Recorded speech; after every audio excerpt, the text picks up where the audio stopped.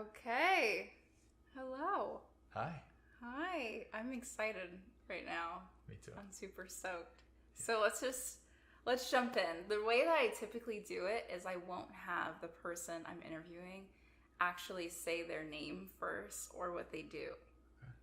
It's usually the question being, who are you? Without a title, without your name, without a role, just like, who do you feel underneath everything else that you really are? So there you go. Who are you? Ooh, good question. We're going just like pop right into it. I love it. Who are you? Well, the first thing that came up was nothing. Nice. That's really what came up, was like nothing.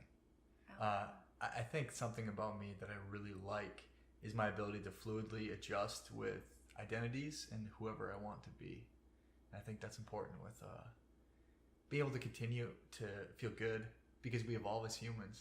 And for me, being able to fluidly keep up with my evolution in who I want to be is something I think that keeps me happy. That's beautiful. Thank you. Yeah. So with following up from that, what do you actually do and like your titles, just to let people that may not know you know? Yeah. I do what inspires me on a daily basis. That's how I like to choose how I want to live and what I want to do. As far as my work, which is what I'm assuming you're talking about when you say do. Whatever comes to you.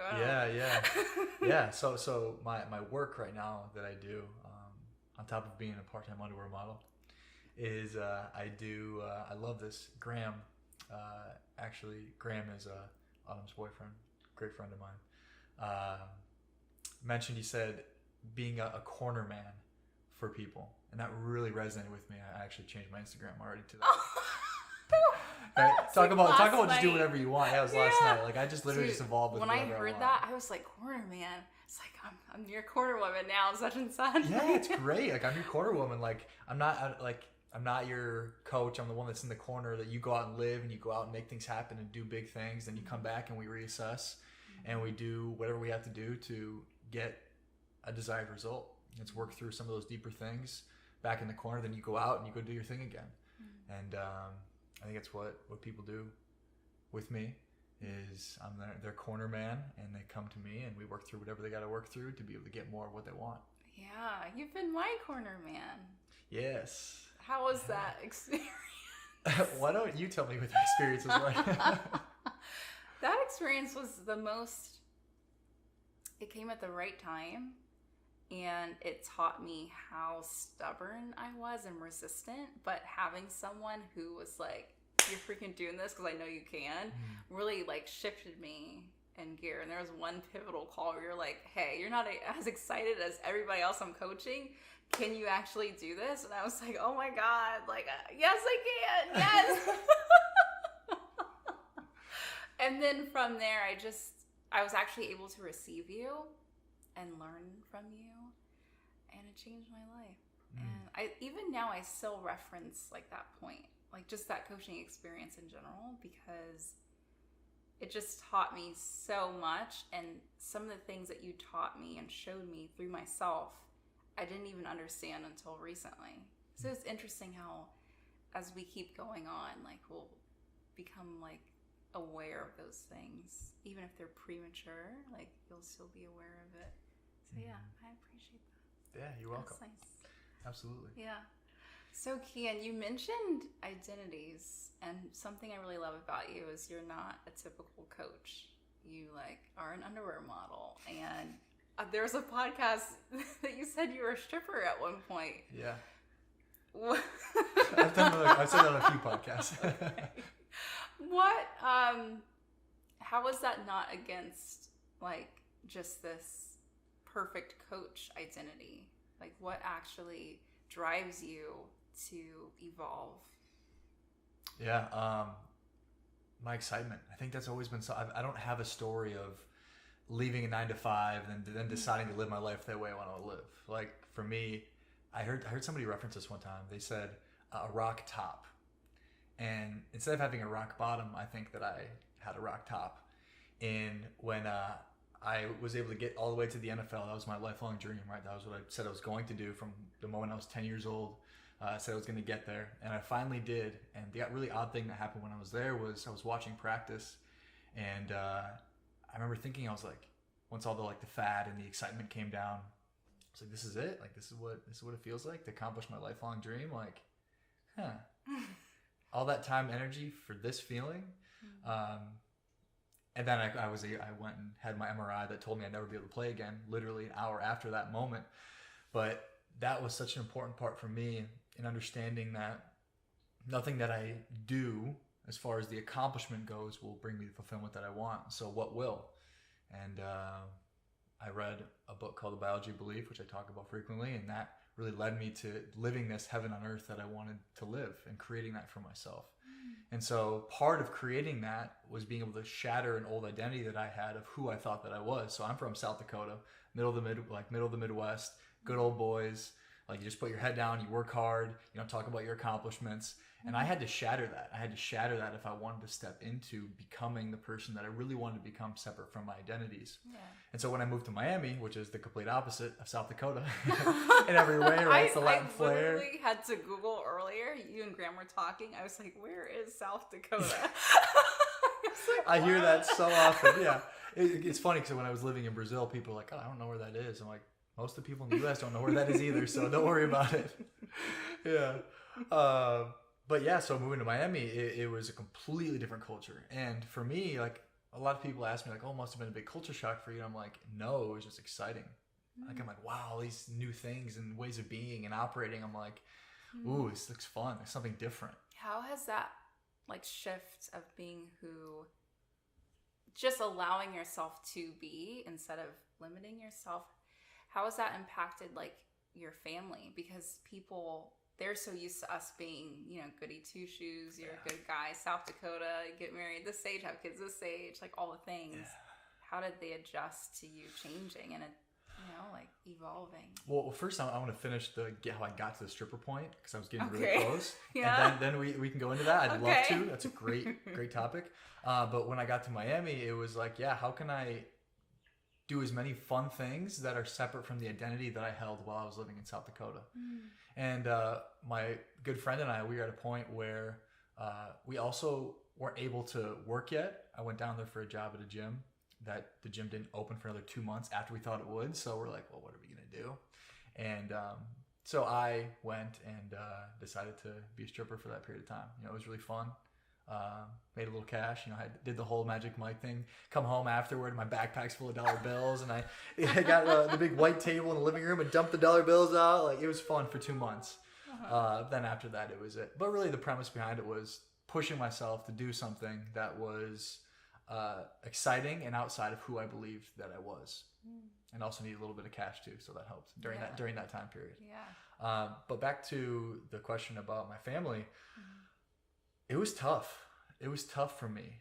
I know there's some deep-rooted beliefs that my family has and had much more, I think, at that time, when I was really shattering the belief of I needed to be a Christian to be able to be okay.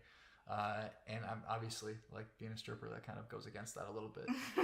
So I rebelled against that a little bit, and a lot of it. And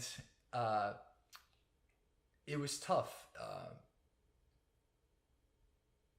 In a time when I was shattering an identity, which I sound really nonchalant with it, but I was out, put myself on an island, an entrepreneur in a brand new space, not knowing who I was, but by trying and doing a bunch of different things to try to discover who I was separate from my old identity. It was hard, and I got support, but I was also met with a little bit of resistance because I was shattering that identity of being a Christian and being able to move past the guilt that comes with it and the shame that comes with it by doing things that are I'm told that are so wrong and bad. And I did receive some prejudice from my family because it was always, well, making sure Jesus is the center of everything, making sure he's the center of everything, and I just didn't believe that.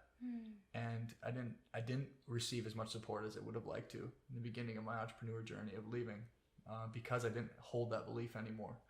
And I believe it made me a much stronger person through that. But it was tough because we didn't have that fundamental belief anymore that we held that was the same. And so there was some of that rigidness that was there that I felt. Yeah. So yeah. Yeah. And as time's gone on, you know, the support is there. I think they're kind of just like, what are you doing, dude? Like, not in a bad way, but like in an explorative way, like excited way. And as time's gone on, and as I've stayed true with living this more wild, outlandish life, they've come to know me as that. And so now, because their understanding of me has shifted, now they're open more to hearing what I have to say. And I think it's normal. I can't blame my family for that, right? Like when anybody shatters who they were inside of a tribe, it's like, no, we got to hold on to who you were, hold on, and do what we can to hold on. Yeah. And so I can't blame them. It's human nature. But as time's gone on, I've been consistent in this inconsistency of my identity of just continually evolving and flowing with what feels exciting to me. They've become much more open to it. And now it's like, it's cool to see they're even opening up and expanding within themselves. And now the receptivity to all of it is exciting for them. It's like me being the pioneer in going out and living the way I want to. After a certain period of time and consistency in that, it started to rub off on them, which is really exciting to see from me. Yeah. My dad getting to the point where he's removing himself from his company, and my mom doing what she is with her coaching. She's doing coaching now too. God. Yeah, my mom gosh. crushes it. Oh my gosh, yeah, amazing. And they want to get to a point where they're just like traveling and have a business where they can just travel anywhere. And so it's really cool to see them be inspired by me and what I'm doing.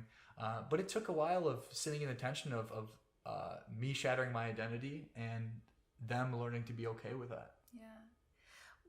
Where did the conviction come that this was like the right path for you?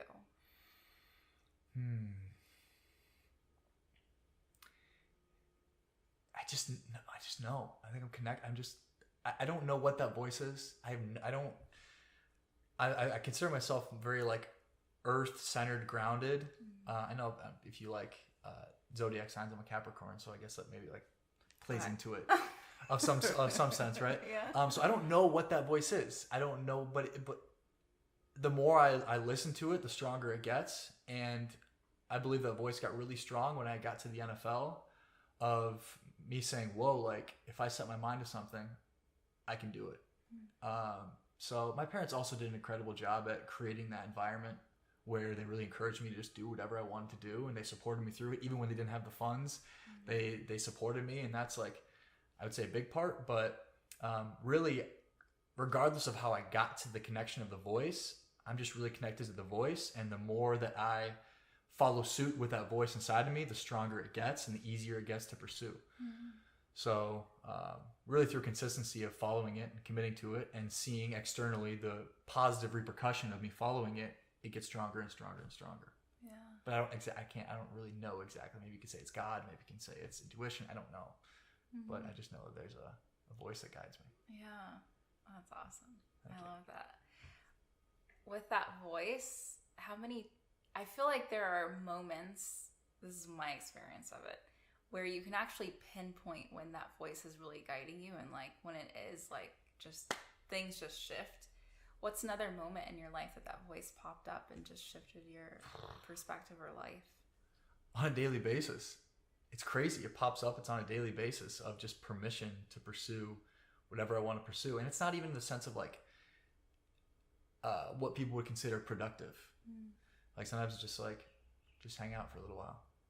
Just sit and do this. Yeah. And being able to establish that relationship with that part of me, being able to work through the achiever in me that always wanted to push, make things happen, and learning how to tap into more of my feminine place of flow and not just constant pounding and action and making happen, has allowed me to be more connected to that voice than I ever have been, because I've learned to play on the other side. Whereas in the pursuing the NFL, which I would say was more like, if you want to say like insecurity based, permission to give myself to feel okay through pursuing something at a high level, and then taking those skills that I learned and then working through the insecurity and now using that high performing energy to be able to pursue what I want, separate from the insecurity. Yeah.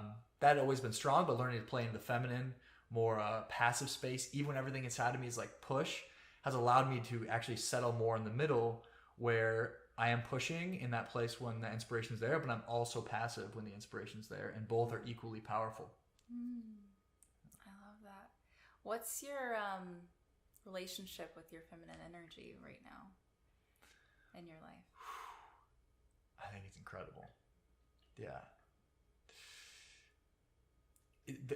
That's like, when you ask the question, it feels that way. And maybe you can ask another question about feminine energy, more about like what you're referring to when you say it. Okay. Yeah. Yeah. Like, what element of feminine energy?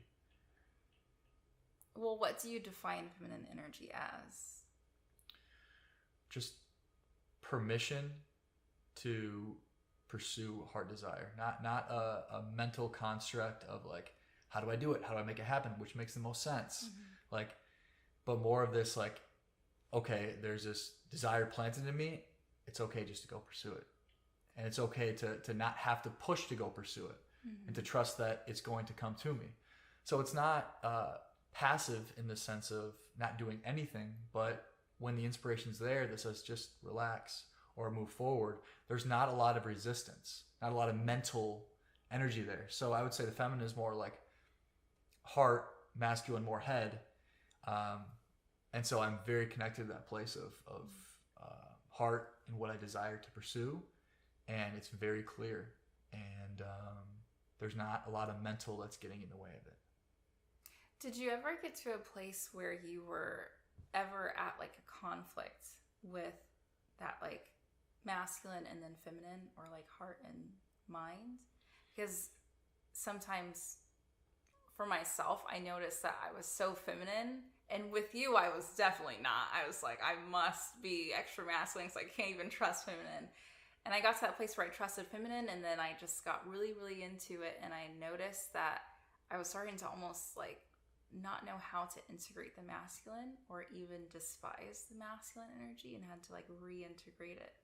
So I'm curious if you ever had an experience like that where in your life you were kind of at bat or like just bumping heads with masculine and feminine energy.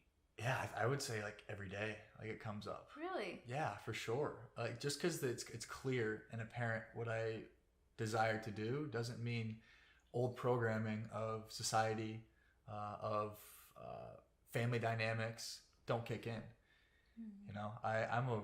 You're not perfect. No. But I'm a very sensitive person. I can also really show up and do whatever the fuck I need to do, and I have no problem with that. But to give some context into that, as a young kid, after every last day of school in elementary school, I would come home and cry to my mom and say I'm going to miss my friends, I'm going to miss my teachers. I've always just felt really deeply. I've always pondered like why people would be mean to other people, what would cause them to do that, like at a really young age. And my way of being able to express that softness, or actually the more masculine part of me, because I'm processing as it's coming out too. So this is really good. My football was a place where I could express that tough masculine edge, and so that's why I clung to it quite a bit, was because outside of that, I didn't know how to integrate that softness with my toughness as well. I don't know if that answers your question. No, I think it definitely does. You said it like it's a consistent thing that's happening that you're unconsciously in a way just doing, but you're not perfect in the sense that it doesn't pop up, and just integrating it in the way that... Yeah, that battle happens every day, but it's just the ability to be able to pursue separate from that battle, and like commit to it separate from that battle, not identify with the battle, and just allow it to be there. What's a recent battle you've had? A recent not battle. like, oh, masculine, feminine energy, ooh, like just like a recent personal battle that you've gone through. Well, even I think about just like permission to get like this earring, you know, like judgment there, or permission to like just get a tattoo without there needing to be extra meaning behind it, right? Like those two big ones, like that have been most relevant for me come up. Yeah. Also, dating and going deep without it having to be the pursuit of marriage, right? Like that's another big one for me, is like being able to be okay and not be responsible for that other person and what they decide to do with how I want to live, but being able just to be okay with going deep and not overly looking out for the other person and letting them be their autonomous person and me pursuing what I want to pursue separate from that, not over considering them, if that makes sense.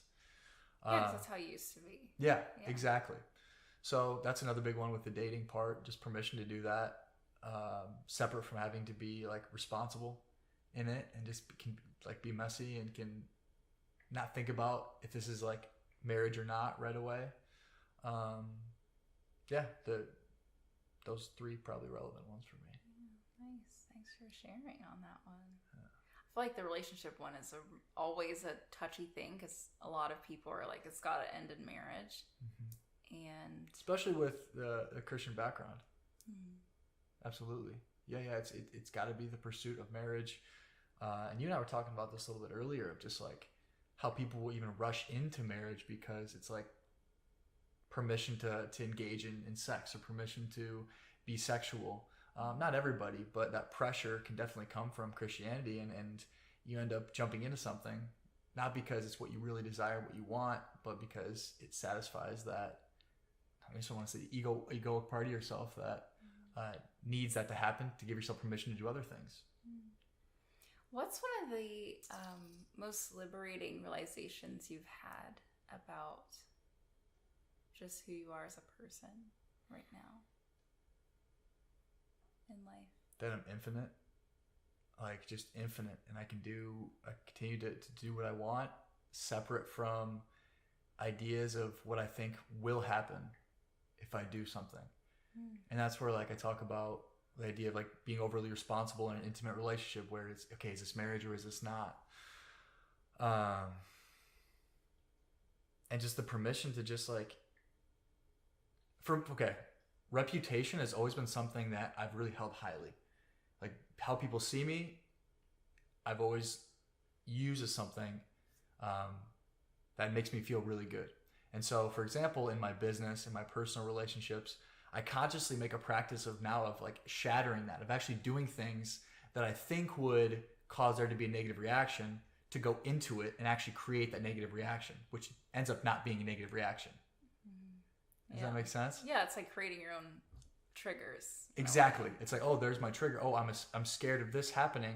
Okay, well, let me actually do it. Let me actually touch that button and say that to this person, right? Like I'm feeling this and I want to say this to this person, and I know I probably shouldn't say it's not the best for my reputation, but I'm actually going to do it anyway. And so I consciously go and I shatter those parts of me that are those limiting beliefs of that I have to show up in this way to get this result. Is it usually always that? Like whenever it's like, because you mentioned earlier, it's like a game for you. Is it always rooted in this overly responsible, or like not wanting to be perceived as something that would be labeled as wrong or bad or mean? Is it always rooted in that part of you that used to be overly responsible when you're looking for what to do? A lot of the times it is, because that's a centerpiece of my programming, so a lot of it is. Even like, for example, when I was really going into this with my business about like 3 years ago, I went to the beach one day and I was wearing my Speedo and wearing a tank, and then I got on my scooter, went back home, and I had a sales call with somebody. And I looked in the mirror and I'm like, I had a lot longer hair at the time. I'm like, oh, I should probably get in the shower and get my hair done and put something nicer on. But I was just like, nah, fuck it. I'm just gonna go like this, in Speedo, in tank, in hair, like weird, like Johnny Bravo kind of, but not nearly as crisp as Johnny's hair type of hair. That's like, what the heck is that? I just got on the call and I was like, fuck it, here we go. So some of it's societal too, right? It's not all just like from just my upbringing, but just things that we're told that we have to do to get this result. I like to shatter. Like, don't tell me I have to do something a certain way to get a certain result. I'm going to go in, I'm going to do it a different way, and I'm going to get a result that I want, I like to challenge it. What's your relationship with like rules then?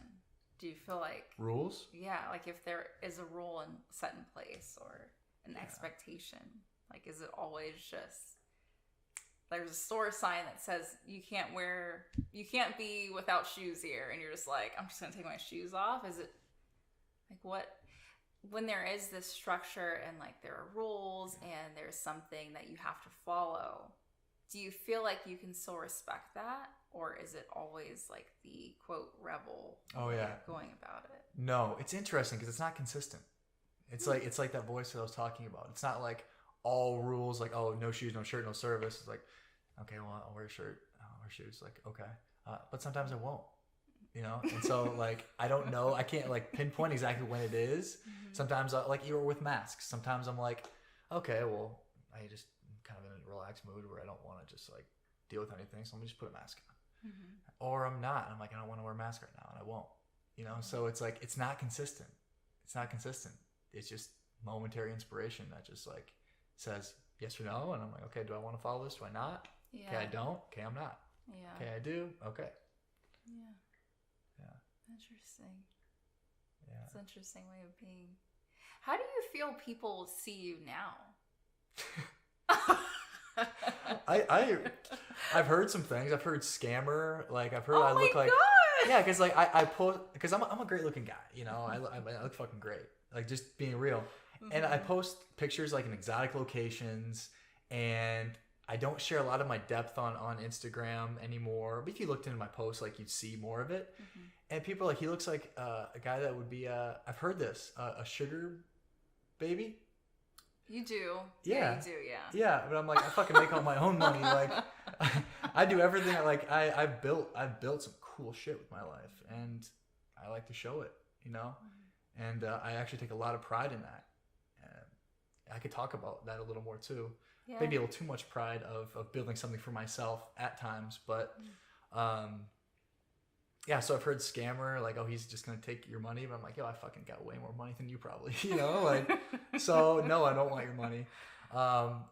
Gay, I've heard gay too. I'm earring. I post a bunch of pictures of my underwear and Speedos. Like, I think it's kind of justified. Not to say that's wrong, but I can see why people would think the things they do. But I've noticed that like what I represent triggers insecurities in people, and whatever their judgment that gets thrown onto me is actually judgment from themselves. Yeah. So I would say anybody that is or has judged me or where they think that I'm at, like, use that for yourself. And I do the same thing. I have judgments that I have towards other people, and I'm like, oh shit, what is it? Oh, he's actually just like crushing it at a really high level. Like, ooh, wow, I have a little bit of insecurity towards that. And then what I do is, this is what I attribute a lot of my success to, is my ability to separate from that and actually say, okay, well, what am I really feeling in me? Okay, I actually have a desire to be able to embody this more that this person has. Well, let me learn that from this person. Let me not just condemn them and brush them to the side and just let myself sit in that proud moment, but let me actually like learn from this person the way that I want to. Yeah. So something I've noticed is just that I didn't really see before is how much you've really integrated the masculine and feminine in your life, and how before it was pretty separate, but now you're allowing them to just co-mingle beautifully. And I really appreciate just that you still have, in all of your feminine energy and embodiment, you still have that masculine also there. And you're not afraid of things like performing or achieving, and also not afraid of money, which is a really big one, because usually it's like, I'm so enlightened, I can't think about money, Yeah. So what's your standpoint? Like that, like I just don't resonate with that at all. Like, to me, money is such a spiritual thing. It is. And I don't have like a normal definition of spirituality. Like, pursuing one's greatest desires and being able to consistently follow that, I believe, is like one of the highest levels of spirituality. And our relationship with money exemplifies our relationship with ourselves in a lot of ways. Love and money are two big things, the most like controversial things, but they show us a lot about ourselves. And so for me, money gives me an opportunity to find different levels of insecurity that I have. And so it's part of the game for me of going deeper and deeper into the money game so I can go deeper and deeper insecurities that I might have. And so what got you the first 50K isn't going to be the thing that gets you out of survival, isn't going to be the same energy that you're playing in to build. And then to be able to build on top of the effort, that's a different energy too. So it's these different energies you have to embody in different levels of receiving money that to me is exciting and fun to be able to see what it brings up in me. And it's like, what would be fun about going and living in like a cave because I'm so enlightened? Like that just sucks to me. Like I want to play this. I want to find love. I want to experience love. I want to accumulate wealth. I want to push my boundaries. I want to like wreak some havoc. Like I love just like, I've always, my friends in high school used to call me the instigator because I would just like push buttons and let's see what happens when I do this. And so I want to live a life of excitement and fun in that way and pursuing whatever I want to pursue and raise some hell and bring some love and whatever it is. And so this human experience is too exciting for me to just exit that game. Well, a thought that like comes up in my mind to like bring up what maybe some people would say, it's like, how do you actually, it's as if you're just playing with fire, like how do you just trust yourself in that midst of like, I'm gonna go for this, like what if you one day like just cave in and you're like, now my insecurity really is money. Like how do you just do that without fearing what could possibly happen? It's a good question. The fire's not that hot. Yeah, I think that's it. The fire's not that hot. So if I do, then okay. Yeah, if I do get to a point where money is that thing, then okay. Where do you think that confidence comes in? Or that knowing that the fire isn't that hot? Practice of touching the fire, building up that callus. And a lot of people use the example of like with a kid going to burning it. Sometimes you got to do something to see, okay, I don't want to do that, or that doesn't benefit me. And you got to put your hand on the stovetop to let it burn. But what I found is that if you put your hand on long enough and you sit on that tension long enough of sitting in your insecurity and pushing past it, you build calluses and the fire's not that hot. But most people they don't want to sit in the pain of the fire because it fucking hurts. Mm-hmm. Yeah, but once you build the callus up, then it's not that bad. Man, yeah. So you're pretty callous. My resistance to pain is incredible. I have incredible resistance to pain. Yeah, I can feel and experience pain and continue to push past it and do it and get what I want. What's been the most challenging thing that's really like that resistance to pain almost wanted to not be as tolerant, if that makes sense? Can you ask it again? So, what in your life has been something that you actually experienced putting your hand on the fire and wanted to pull back because of what happened? Maybe you go back towards it and then that callus is created. But what in your life has been a moment where you actually pulled back? Yeah, and that's I would say part of the next level of it, because it's like I said, there's different energies and different levels in the pursuit of different things. And so for the first level, it's being able to be okay with putting your hand on the fire and building that callus. But after you get that and you become okay with the fire, then it becomes, okay, now which fire do I actually really want to tolerate? I think that's a big part of the beginning process of becoming successful in whatever you're doing, is like burning the shit out of your hand and trial and error and just continually burning. But then after you get to that point in success where, okay, I have some stability, it's now I have this ability to choose what direction I want to go. You have more freedom, you have more flexibility, you have more leverage.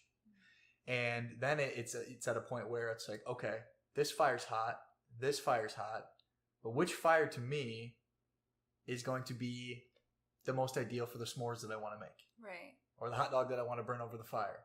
Right? Like which fire is going to give me the most feel good with it? All of them are going to be hot, but now I get to choose which one I want to pursue. Yeah.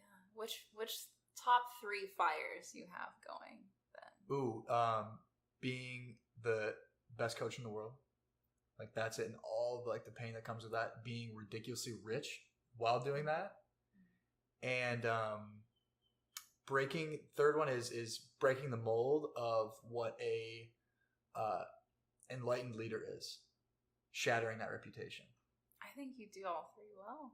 Thank you. Yeah. Yeah. It's all really awesome. So yeah, those are the fires. Like I said, they all come with the hotness. Yeah. They all, it's like I get burned, yeah, but they're the ones that I want to. Which fire has brought on the most like scrutiny? Scrutiny in regard to like myself or from other people? From other people. Oof. It's interesting because like I don't pay that much attention. I know, but for this question, yeah, yeah, because I think people say things, but then, yeah, well, it depends on who the other, because like I get scrutiny from my family, I get scrutiny from friends, I get scrutiny from people that don't even know me, so I think it's all different. Yeah. When it comes to being the best coach and greatest coach in the world, yeah. How do you work with anybody like saying you're freaking conceited and cocky and this guy is arrogant? Yeah. Or just that energy towards you. Like, yeah. Just like, what? Well, for the first time in my life, it feels good just to say, yeah. Yeah. I am. Yeah. You're right. Mm-hmm. I do. I'm really fucking confident. That feels good just to be able to say. Yeah.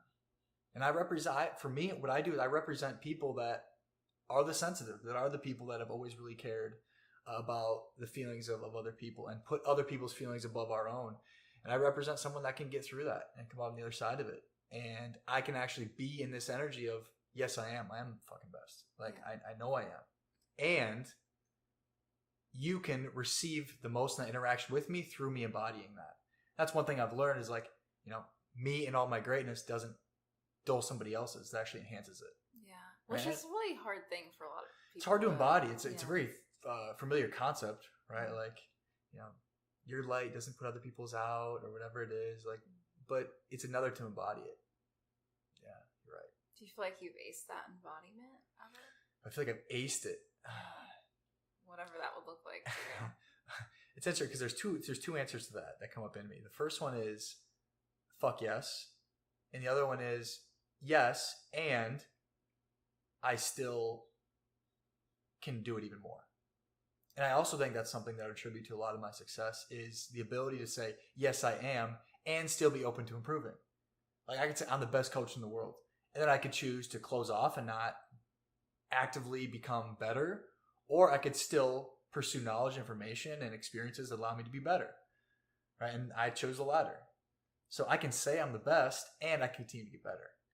And I think that's something that's really been a powerful tool for me is that I can say I'm the best and I can still be okay with like saying, yeah, I can improve still. Yeah. Where else is that tool is being used in your life?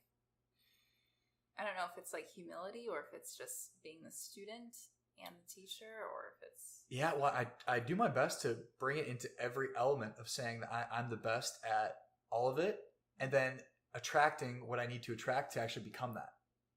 Right? So I might not technically on paper be that right now in this moment based off external success. I might not be the richest coach in the world or I might not be the one that shatters the entire reputation of coaching. But I can embody the energy of I am and still improve. Like, I think that's it. You don't have to be overly humble to still improve. And actually Why being not? like excessive, because it's damaging. Because what you're doing is when a very like in tune with other people's emotions, people, what they do is they actually become liars. So in an attempt to not be a narcissist or not be conceited, you become a liar. Because you actually are very good at this. You are really good at something. And when you say you're not, or hide behind just like humility, what you're actually doing is you're just telling yourself, you're saying, oh, well, I'm actually not. And so what it does is from a health standpoint and an ego standpoint in relation to your relationship with yourself, you start to deteriorate. And a lot of people don't understand that element of it. when you have represent false humility, it actually can be unhealthy for you if you're lying. So you can either continue to get better and own your greatness, or you can be a liar. Wow. When did you actually own your greatness? Of When being actually of own my with greatness? the coach one. Ooh. Maybe like saying I'm the best coach in the world? Yeah. Like 2 years ago? 2 years ago. What was that like situation? Uncomfortable as shit. Yeah, super What uncomfortable. happened? Like being able to say it, like I was like, ugh. Like what actually, like, paint the scene. Like what happened? Events. There would just be moments that I had the opportunity to say it. Right, I'm somebody that has always been a leader by example. I was a 2-year captain of a Division I college football team, and what I believe what made me such a great leader was that I led by example, not by saying you need to do this, you need to do that, but by being the example. And a great leader has the ability to do both, and that's an area that I've really done my best at working on, is being able to be the example, which I already am. I live as an example. My life is an exemplification of that. But being able to then communicate that and say it, and to be okay with saying it. Like, hey, I did this and you need to do this. Like, this is what you need to do. And so being able to practice that and get better at it has paid incredible dividends for the people around me and for my own life. So learning to be able to get okay with saying I'm the best and that you need to listen to me because I fucking know, because I do. Actually, I'd be a liar if I said I didn't. Has been uncomfortable, but has become more and more comfortable with time. How rewarding is it? Well, it's like I drop a rock in a pool of water, and I hope to not get splashed. Right? It's like, well, if I drop this rock in the water, I can't get splashed. And my perception is that if I get splashed, I might die. Right? It's like, oh, I can't say this thing because that means this about me, or I can't, it means I'm cocky, or it means I'm this, so I won't say this. And that's the same thing. It's synonymous with the water hitting me if I drop this rock. And so when I drop the rock, what I've discovered now is that there's no splash. And there's no splash. There's no repercussion. And if there is a backlash, it's not, I just don't even give a fuck. That's the funny part, is actually this thing that I was so afraid of, I actually really didn't care. That was the most fascinating part about it to me. I was like, okay, I can't get splashed, so let me not drop this rock. But then I'm like, oh, let me start to drop the rock. And there wasn't really a splash. Nice. Yeah. Or I did get splashed. I'm like, oh, cool. This is fun. let's keep getting wet. Yeah, let's go. And that's what I'm turning into, is like now there is some repercussion. There is some backlash for the way that I'm being. Like there has to be. But now there is a splash. And it actually kind of fuels me. It's fun. Like that's where that part of me that likes pushing the buttons, I kind of don't mind. Like it. It's kind of fun getting that backlash a little bit now. Yeah.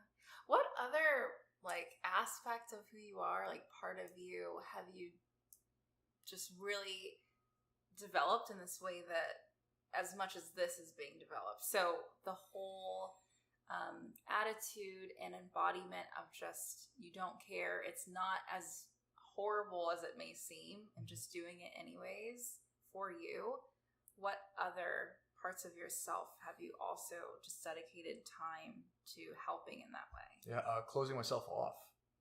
I'm a very by nature open, caring, loving person, and like connection for me is the easiest thing in the world. Like I saw with like COVID, everybody struggling with like connection and being able to have it and find it and can't find people that connect with. Like that's one of the easiest things I've ever been able to do, is maintain and find connection with people. I can go deep like this and always have been able to.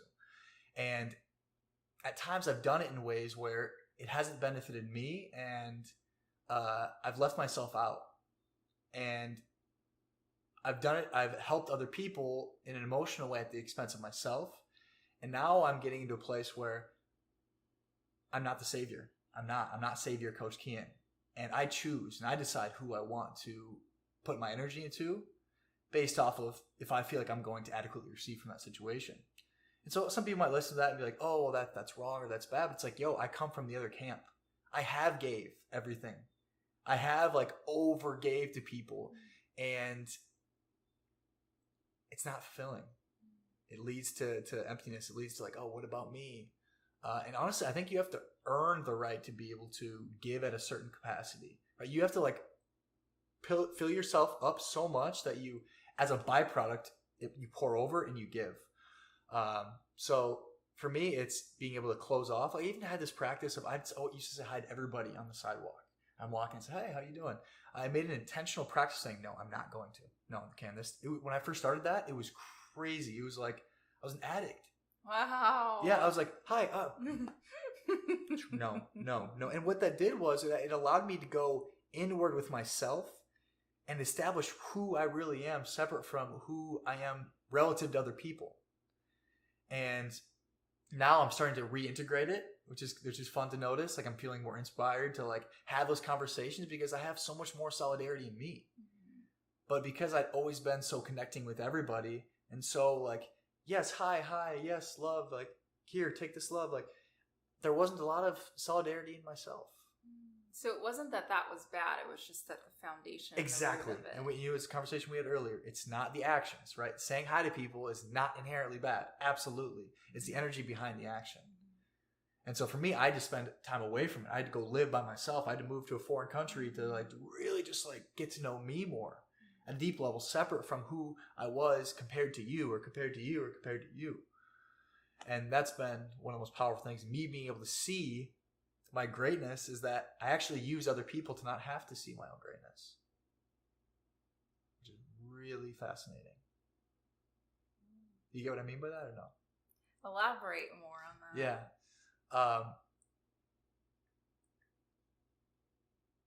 I would take on and use other people's problems as a way of trying to, and keep in mind, it's one of the first times I'm like really like saying this, so I'm processing as it's coming out too. Yeah. I don't mind.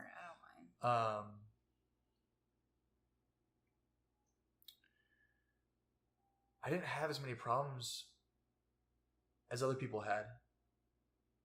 And I'm actually and have always been really content with life. And taking on other people's problems has been a way of me being able to relate and keep myself relatable. So by separating from other people's problems, it's allowed me to become less relatable because I'm actually, by nature, I don't think I'm that relatable. Like my ability to know the things I do and to do the things that I do, like I don't think everybody has, like I'm not going to sit here and say everybody has this ability to do what I've done. Because I really don't think that's true. I think certain people have different gifts and I can't do everything that other people have done. Right? But I'm not going to try to be like everybody else. And you shouldn't try to be like me. You should take things that I know to be true, but you have things only you can do. And I have certain superpowers that people don't. And that's okay. It's okay. And I don't have to, this is me talking to myself right now too when I'm saying that. But I don't have to use relatability and relating to other people's problems as a way to keep myself smaller. Wow. Yeah. Because I'm not here to be the savior. Yeah, man. Oh, the savior. Ugh. It's horrific. Yeah. It's so stressful. So much responsibility. Yeah. So much responsibility. And here's the thing. That's where I talk about like the idea of the rock dropping in the water. Like thinking that I had to be a savior for people. I don't think it actually enabled behavior. I think a little bit by taking on the responsibility for myself and not putting it onto them. And then I ended up like taking that shit on. And that's it. And that further adds the confusion of who I really am because I'm taking other people's shit on, you know? Mm-hmm. So it's just, yeah, it's not cool. And actually like by not being the savior, it's actually allowed me to, I think, help improve other people's lives at a greater capacity than I thought it was while I was being savior. Wow, yeah. Yeah. Even if people in the moment don't see it. They might be upset or get a little triggered by what I say or what I do. But in the long run, that interaction that you had with me is going to lead to the greatest dividend for you, regardless of how you feel when it happens. How do you feel the savior like aspect that you used to really, really have within you, and then also that part of you that was overly responsible and just made sure that everything was according to the perception that you wanted? How did they collide like together? Because I feel like they do intertwine. For sure. You know? Yeah. They intertwine. Absolutely. They went hand in hand. But here's the thing this comes up is like that savior, like that's the essence of who I am. Like as a byproduct of meeting me, your life is going to get better. And it's not going to be a certain way of acting toward you that's going to change that. And so instead of being the savior and pretending to be someone for somebody so they can feel a certain way, I've understood and continue to understand at greater levels that it's just my essence that creates that transformation. It's not things I'm saying or how I'm saying it to them. It's me in my energy. And so why not leave myself out of the equation? Right now that I know that like it's just me and who I am, that like improvement of you is the inevitable by interacting with me. Now let me live in a way that's not leaving myself out of the equation. Does that make sense? Yeah. Yeah. That makes sense. What is your essence like? Why you tell me? Let's see. Keyen's essence is the most present person I've ever met in life. Literally. Like it. I'm just like, holy crap, this guy can just be in the moment. Like, it's awesome. Also, it's so soft, yet sharp. There's a lot of opposites in it that just blend with each other really well. And it's very relaxing, soothing, and opening. And it's like you're guiding someone to this, down a road that, as they keep walking, like just different like flowers and like just living things keep popping up. Like, yeah. Thank you. You're welcome. Damn. Receive that. Yeah, that's how I feel it is. It's very like it's like very king like type of energy. But in the way that the king can literally go down and see like everybody else is the same, but he does not let his light not shine, and he still has his crown on, but he's able to go down with everyone else and be there for them without forcing himself to say, yeah, I relate to not having XYZ. Yeah, I hate that. I hate that. Like some people it's just like, dude, like you're fucking like, and maybe I could do that more. I'm talking to myself probably a little bit, just like I don't feel like I don't have that big like sob story of relatability. You know, like you can relate to me by just like hearing the words that I'm saying, not through me like forcing myself to try to be relatable to you. Yeah. You know, I think a lot of people take that through this. Like, I'm not trying to be relatable to anybody. Dude, your social media is not relatable. Not at all. Not. I even said that on Facebook. I'm like, I'm not, and I made a long post, but it was like, and I'm not even that relatable. Like, yeah, I don't think that I am. But then in that, just that ownership of I'm not relatable, you're so relatable. That's it. And that's where people in the comments were like, I relate to this. Like, yes, I resonate with that. I'm like, great. Fuck yeah. But it's coming from a place of not through me pushing myself to be this way so you feel like you can relate to me, but by me just being, hey, this is who I am right now. Mm-hmm. Here it is. Yeah. And then I guess that can be relatable to people, which is fine. Yeah. I think it's really beautiful. It's like acceptance on the level that it actually should be on for yourself, and then everyone else just benefits because you've accepted. I think so too. Yeah, it's nice. Last question. Oof. Let's see. What do I have in mind?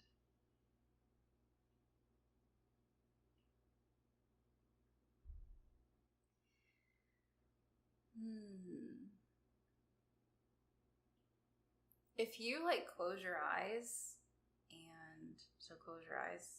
and you just like maybe you like breathe and you're already relaxed, but just soothe yourself. What do you feel?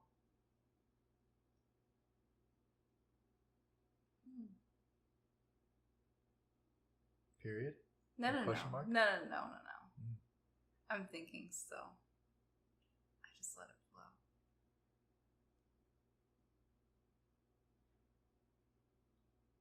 What's shining through you in your just everyday life? No matter what event, no matter what happens, no matter what your thoughts are, no matter what the relationship is like, love life, money, like what actually shines and penetrates through your entire being, no matter what. I'm okay. Nice. What's the power of that energy?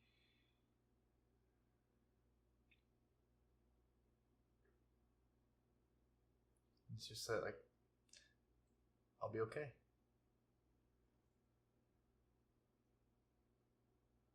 And that's not something that my emotions exemplify in every moment, but it's like joy versus happiness. It's like joy is more of a state of being, happiness more of a temporary experience. And for me, it's just like, I'm okay. It's soft, I'm okay. Now on the surface, it might be like, oh fuck, what am I doing right now? Oh geez, what's going? Like, am I really doing this, Keyen? Is what you're really gonna do? Ah, there's that going on, but like, it's like I'm okay, and that's what keeps me going. Wow. Yeah, I'm okay.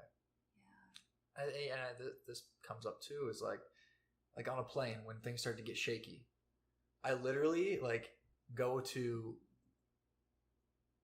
the worst case scenario and die. Like I literally like practice that. Like I'm on a plane and we literally in the moment where it's like everybody in the plane's like and I close my eyes. I'm like, plane crashes, dead. I literally die. Yeah. And then what? The sensations of nervousness go away. That's cool. And then pursuing whatever's next just shows up. Like actually getting okay with dying. Mm-hmm. Oh my God. That's a lot of it. Yeah.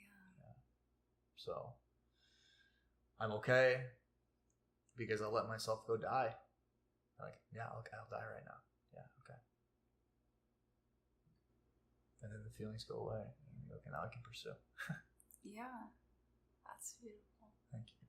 What message do you want people who are listening to really take away from this experience of just you being vulnerable and open about your journey?